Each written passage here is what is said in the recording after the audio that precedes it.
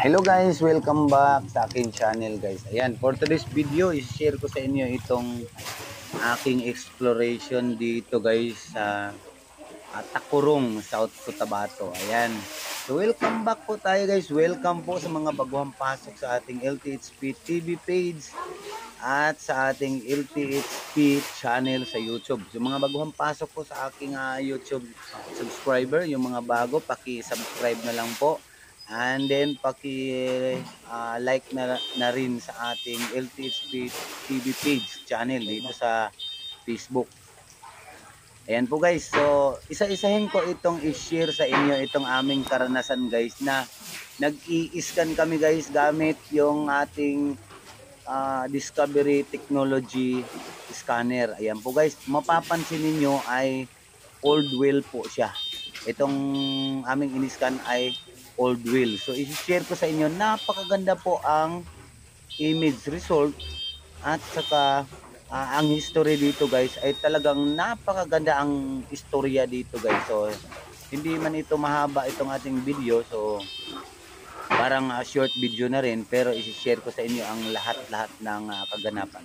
Ayan, mapapansin nyo dyan na nag-i-scan ako dyan mismo sa loob ng old wheel o sa balon.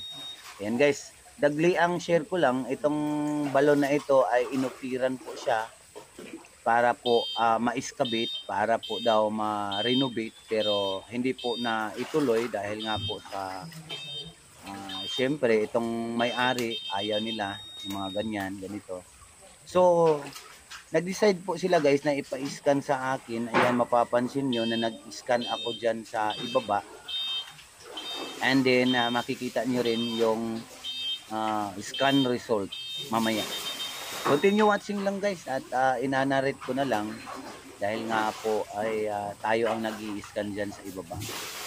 Yan. So napakaganda talaga dahil nga ito'y nagkataon na nasa loob po ng old wheel o balloon.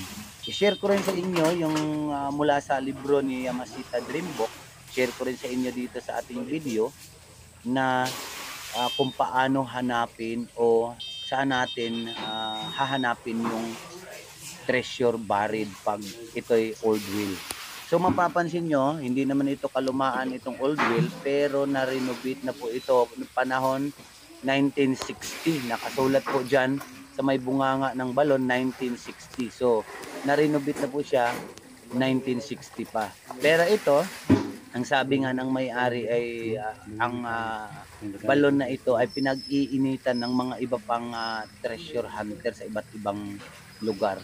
So nag-decide po silang ipa-check. Ayan po guys. Ito naman, ito na yung 3D result ng Discovery Technology. Napakalaki po ng pula dyan.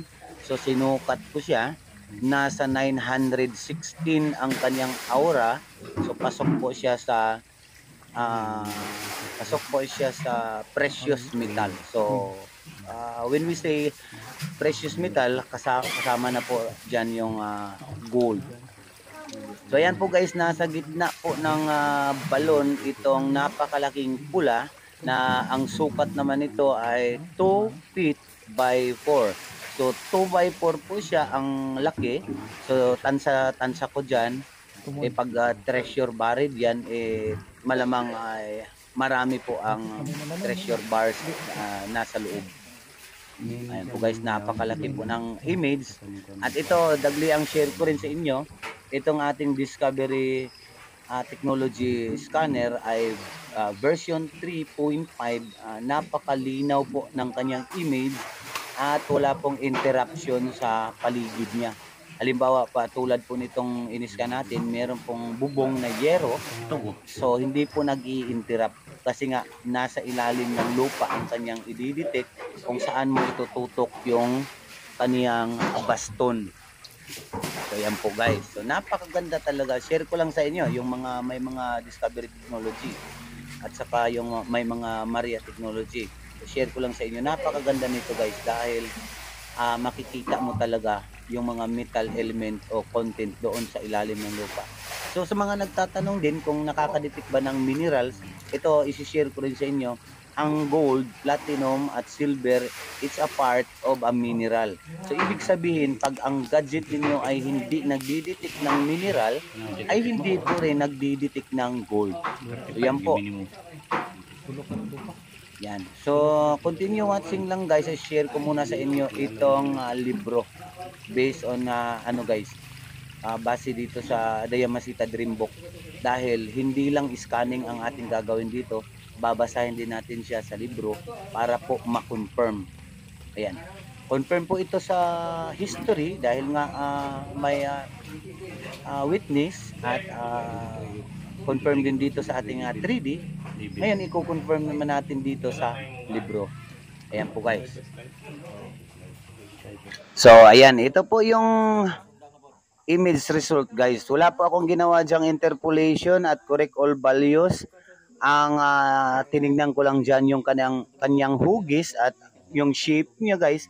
Kung mapapansin nyo, ay napakaganda. Pulang-pula po siya. Tapos nasa 23 feet.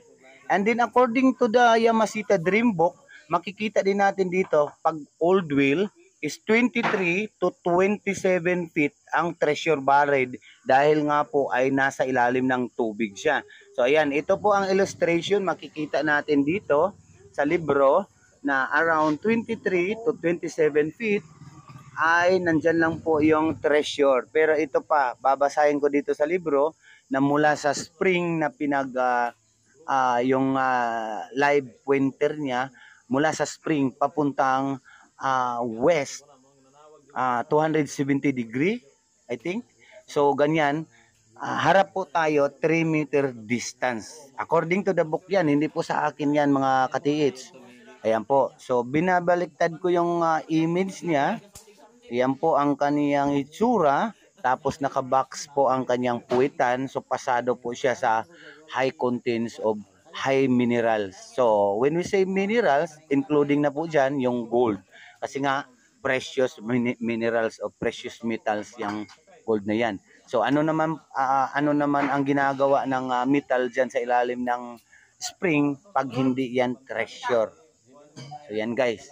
So, napakaganda talaga guys. Ayan. So, pati na rin yung imager natin ay napakaganda, makulay at klarong-klaro po.